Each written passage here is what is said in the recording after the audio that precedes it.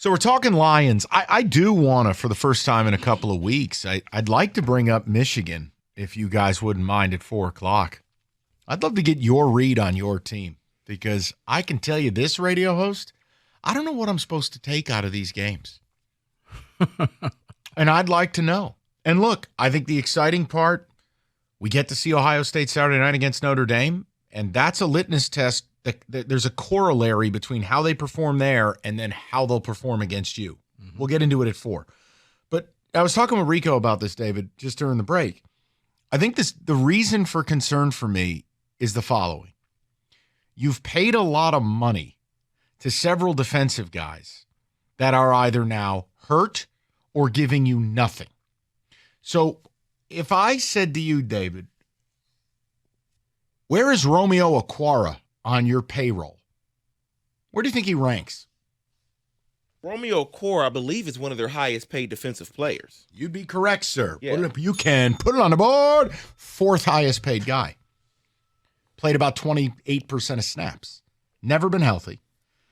Didn't do anything, right? You hit Geno Smith once. Okay. Where's C.J. Gardner-Johnson on your payroll? Oh, 1-year deal. He's probably up there as well. 9th. Out for the season. Wow, okay. Okay. Where's Tracy Walker, who, if Gardner-Johnson doesn't get hurt, played a whopping 9 snaps on Sunday? Tracy Walker's done. Okay, well, he's your 7th highest paid player. Ooh. Charles Harris is your 8th highest paid player. Yeah, I knew he was high up there. Okay? Yeah. And he does nothing. So here's my point. Is there a pathway to calming the concern? Tracy Walker has to be Tracy Walker again. Clearly he's not, because they brought in C.J. Gardner-Johnson for a reason, and Tracy Walker played 9 snaps. But not only that, they drafted Branch as well. So Tracy Walker, yeah. There we go. Right. So you have that. But it's the Charles Harrises and the Aquaras. These are players that when you want to bitch about the draft, I would also encourage you to say, well, wait, how did we spend our money? That's just as important.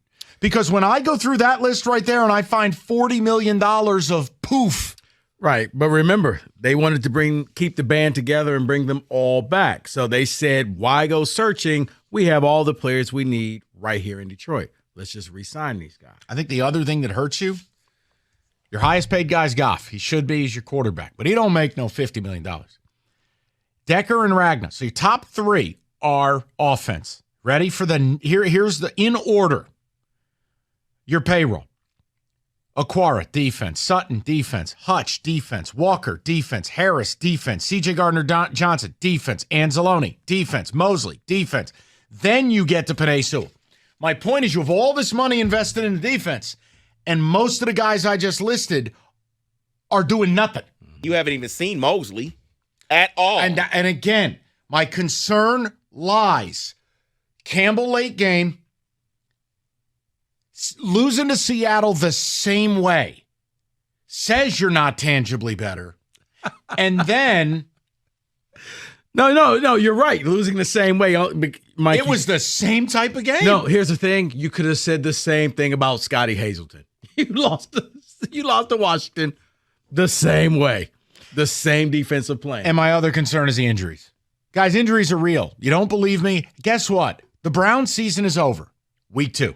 Yeah, Wrong guy got hurt. Yeah, you kind of led a charmed life last year where there was no catastrophic injuries. You had people who were out for a game or two or questionable. We would find out on Friday if they practiced. But yeah, this year the injury bugs hit, and there's no excuse. I don't want to hear about it because everybody goes through it. Because if you're going to sit here and say, well, Kansas City, why you didn't have your players, that's not our fault. You can't sit here and say, well, we're losing games because we don't have all of our players. You believe they're paying Khalif Raymond $8.5 million? They just did that, too. They extended him to that. I got to tell you. If it wasn't for that, how many touchdowns you get? The cap table, you can really call this into question if this doesn't get off to a good start. Their expenditures are interesting. Let's go to Paris, 97.1. What's up, Paris? How are you? I'm well. How you guys doing today? Good. Okay, here's my thoughts. I haven't thrown in the towel, but his decision-making is Dan Campbell is definitely questionable. I was at the Kansas City game, and when he caught that pass on 4th and 2, I was like, oh, my freaking God, what are we doing? I knew that play wasn't going to be successful. I thought it was a horrible decision because Goff is not a scrambler. He's got, in my opinion, slow feet. So I was like, I knew that play was cooked. Now, fast forward to Sunday. I wasn't watching the game. I was listening to it in my car. And I'm like, dang, what the frick are we doing? Whoa, hey now. You know what? Paris got comfortable. Paris got really comfortable. That went 0 to 60. What the heck? Paris, if you're still listening, I'd like to say to you, I probably uttered the same words at my TV. Right. Watching 4th and 2 on our own 44, up 21-17. And in fact, it was verbatim. And Paris, if you're listening, good thing you didn't watch the game against Kansas City because you would have saw how Goff could have just ran, even with his slow feet, and picked up a first down instead of throwing the ball. We were all Paris on that play. All right. He's speaking for Lions fans. It looked like three guys just hit a big Jeopardy button back here and out there. You got to protect the orb. Got to protect the orb, man. David, may I go back to the people? That was tremendous. Chris, 97.1. What's up, Chris? Hey, fellas. First, Paris is a legend. All right. Yeah. Paris, you are welcome to call this show anytime you want. Anytime. So my concern level is a great topic. I'm at like a 6.5. I'm kind of with Rico, but for different reasons. First, I have two concerns. First is Goff. Second is the coaching staff. Goff is just too consistently inconsistent on the road. Last I checked, half of our games are on the road. Those are all going to matter. It showed up in Kansas City, particularly on that third down that he threw to Josh Reynolds. Amon-Ra St. Brown, wide open down the seam. He's not aggressive. And it bit us. I think Goff cost us the game on Sunday. Not just the pick six, which, woof, but on that final drive, after the Khalif Raymond reverse, the next two plays, Goff is looking to throw the out to Amon-Ra St. Brown. Why? I don't know. It's not there. Check down. Next play, he just flat misses on 2nd and 7, hits Amon-Ra in the feet. And at that point, the drive is over. At that point, you know, even if you go for the first down, you're risking giving the ball back to Seattle. I mean, it's just, Goff's not the guy. And I like Goff. He's money at home, but he's not aggressive or creative in the big moments. And listen, we're going to be in a lot of those big moments. Here's what he is. I cannot argue. He doesn't play well outdoors or in the cold or late season. Luckily, believe it or not, a vast majority of your non-home games are actually inside too. You have to get comfortable knowing you have to insulate this guy. It's part of the reason why they pay the O-line what they pay. It's part of the reason why they drafted Jahmyr Gibbs. Chris, I'm with you. If you're looking to have this superstar quarterback, that's not Goff.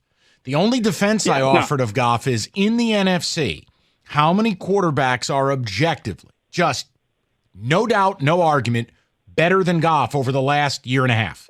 It's really Jalen Hurts and no one else. Yeah. So, Chris, we're in a rock and a hard place here now. Because if you get rid of the guy. Can I bring in my second concern? I think you're kind of leading into it. Sure. I think insulating Goff, you need the coaching decision. You need a coaching staff to put players in the right position. And I think this coaching staff, honestly, they're just really stubborn. They get their ideas about a player they like or they don't like, and they stick to it no matter what, even if it costs the team. Charles Harris, this coaching staff has just bought in on this guy. He doesn't really produce. He doesn't do anything in 2 years. Josh Paschal goes down on Saturday. Josh Paschal's an interior pass rusher, right? That's his role. He kind of plays the edge, but he's an interior pass rusher. He goes down on practice. At that point, you need to activate Isaiah Buggs or Broderick Martin, but they got it in their head that those guys suck, right? Maybe they do, but you leave Aleem McNeil and Benito Jones in for the whole game, and then we wonder why they can't get a pass rush in the fourth quarter. They played 50 snaps. At 330 pounds, they're gassed, right? That's on the coach. That's on the coach's staff. That's a personnel decision that they made that cost us that interior pass rush. The defense played well for 3 quarters, ran out of gas because they didn't have the depth in the interior. And they had guys who were healthy scratches sitting on the bench. So that's the other concern I have. With these injuries, are they going to eat their humble pie, activate bugs, or go find a guy? Well, and, let me ask you a question. Actually, Chris, I'm way over time, and I apologize. I'll answer what I was going to ask you momentarily.